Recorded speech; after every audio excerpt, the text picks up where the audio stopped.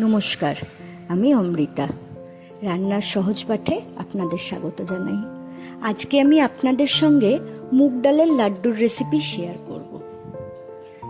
এর জন্য আমি প্রথমেই গোটা মুগ ডাল পরিমাণ মতো নিয়ে ভালো করে ধুয়ে নিয়েছি।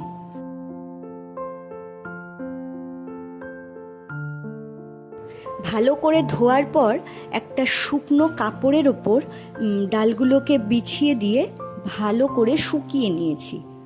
আপনারা চাইলে পাখা চালিয়েও দিতে পারেন, আবার আমি যেভাবে এইভাবে শুকাচ্ছি এইভাবেও হালকাভাবে শুকিয়ে নিতে পারেন।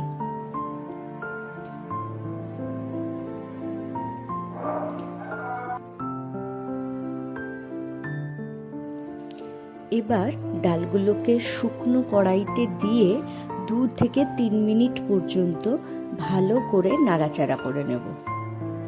2-3 মিনিট পর ডালগুলোর রং যখন একটু পাল্টে যাবে তখন পাত্রে নামিয়ে ঠান্ডা করে এটাকে মিক্সিতে গুঁড়ো করে নেব।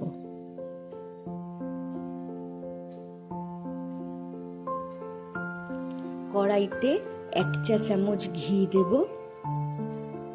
আর যে গুঁড়ো করে রাখা ডালটা সেটা আমি আস্তে করে দিয়ে দেব। দিয়ে গ্যাস লো ফ্লেমে রেখে খুব ভালো করে নাড়তে থাকবো। 2 থেকে 3 মিনিট পর এর মধ্যে আমি 1 কাপ মতো কোরানো নারকেল দিয়ে দিয়েছি, আর আবার নাড়তে শুরু করে দিয়েছি 1 বাটি চিনি গুঁড়ো। এটা আপনারা আপনাদের স্বাদ মতো দেবেন। আমি যে পরিমাণে ডাল নিয়েছিলাম সেই পরিমাণেই চিনি দিয়েছি।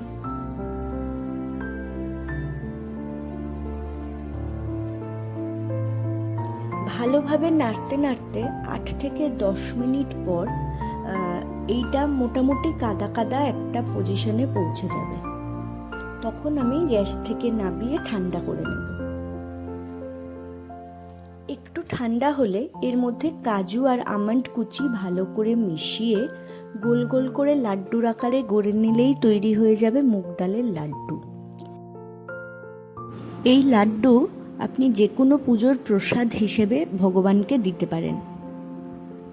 রান্নাটি যদি আপনাদের ভালো লাগে তাহলে চ্যানেলটি লাইক, শেয়ার এবং সাবস্ক্রাইব করবার অনুরোধ রাখলাম। পাশে থাকার জন্য অসংখ্য ধন্যবাদ।